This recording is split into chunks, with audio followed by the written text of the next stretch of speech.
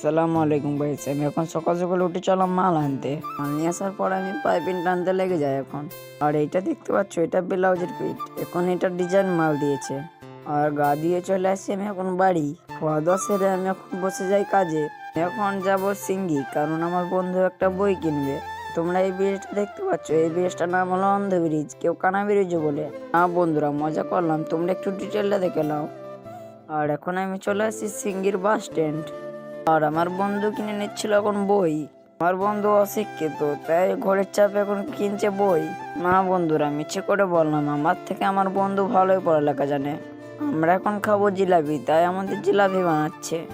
আর এই দেখো জিলাপি বানানো, তুমি একটু শিখে নাও। আর আমার বন্ধুরা আমার মতনই ব্লগ করে, তাই এই কুকুরটা দাঁড়িয়ে দাঁড়িয়ে দেখছিল, 3টে ব্লগার। আমাদের এখন জিলাপি চলে এসছে। খাওয়া দাওয়ার শেষে আমার বন্ধু সাইকেলের চেন পড়ে যায়। চেন উঠিয়ে আমরা এখন চললাম বাড়ি। আর এখন চলে এসেছি বাড়ি। পরের ভিডিও দেখার জন্য সাবস্ক্রাইব করো।